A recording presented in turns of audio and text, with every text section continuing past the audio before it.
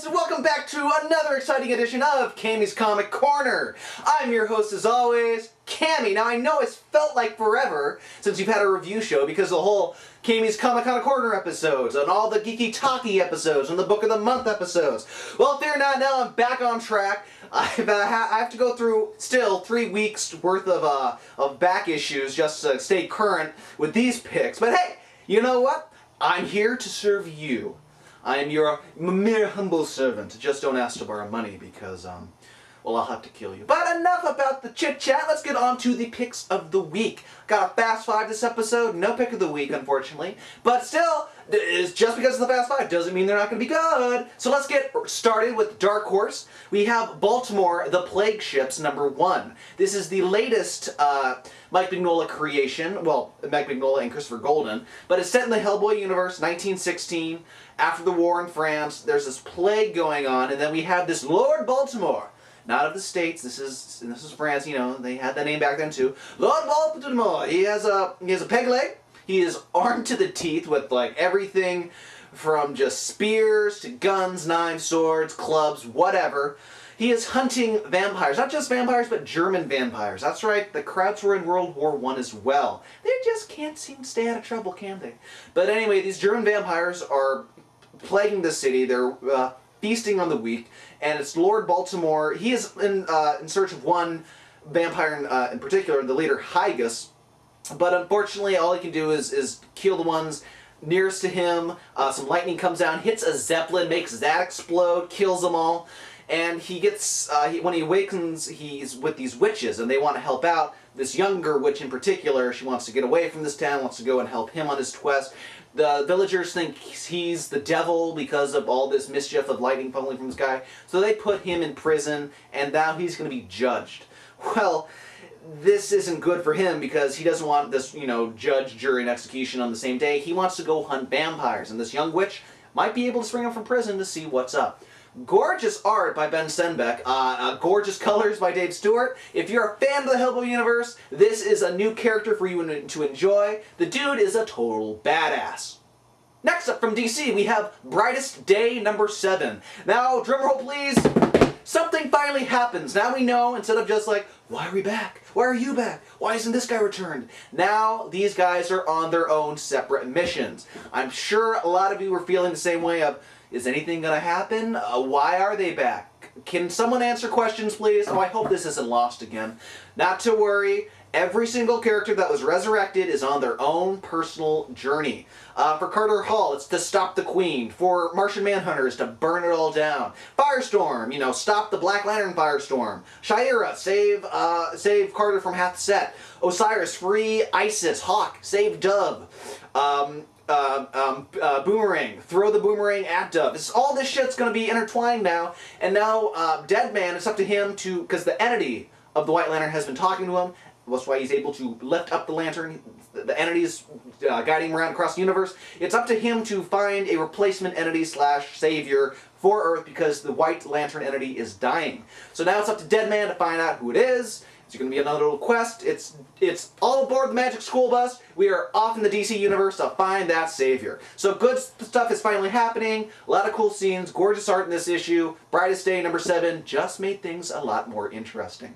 Next up from Avatar, we have Supergod #4. Now, in this delayed Warren Ellis publication, we have Perun, the Russian god, being dropped into India to battle Krishna, who is just like the most well-known god, and the reason he's the most well-known is because to save India, he has to kill like 1/3 or 2/3 of the population because of all the overcrowding.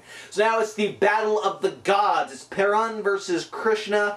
Epic battle. They're giving each other all they have. Arms flying off, daggers, big old like laser. Oh, it's all this insane shit. You see across the world some of maybe the failed gods kind of blowing up because not everyone's government had the resources to make these epic warriors. And Malak, Iran's god, walks all the way from Iran to India to battle Krishna. And what's Krishna do? Just flings him out into outer space, goes through the moon, and the remnants of the moon are crashing down in asteroids to Earth, wiping out a fuckload of people.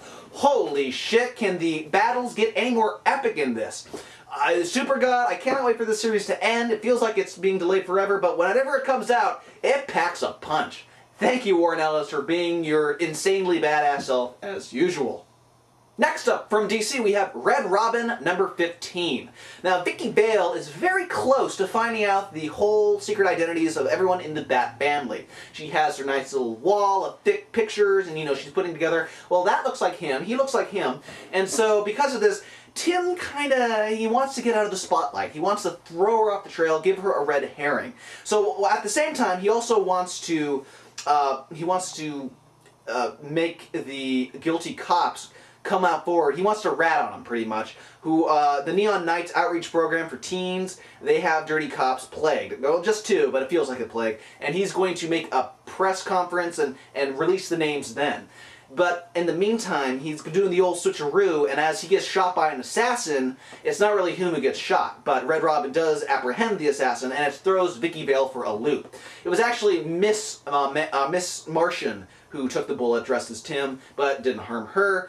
But now, Tim has to pretend that he's in braces, like arm braces, for the rest of the year, but on the same time, doing side work as Red Robin.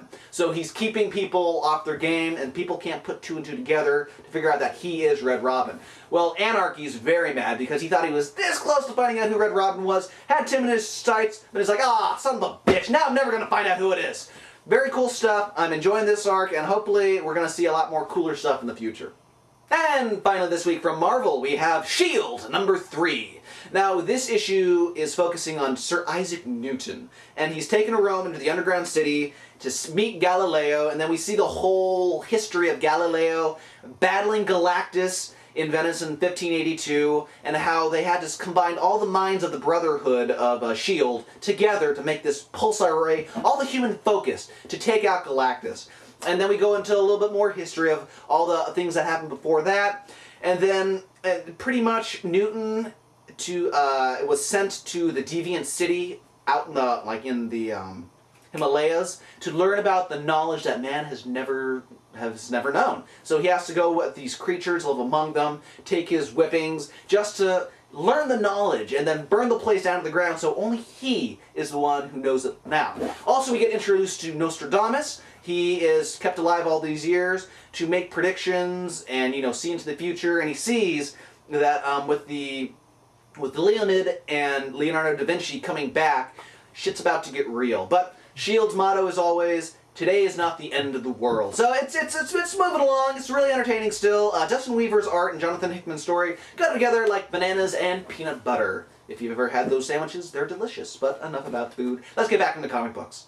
Well, comic book fans, that does it this week for Cammy's Comic Corner. If you want more Cammy's Comic Corner goodness, head on over to www.cammyscomiccorner.com. From there, you can check out Geeky Talkie at /Geeky Talkie, all the audio episodes. I need to update that, but I will. And more importantly, the Cammy's Comic Con Corner 2010 videos. 13 plus interviews. I had a blast editing it.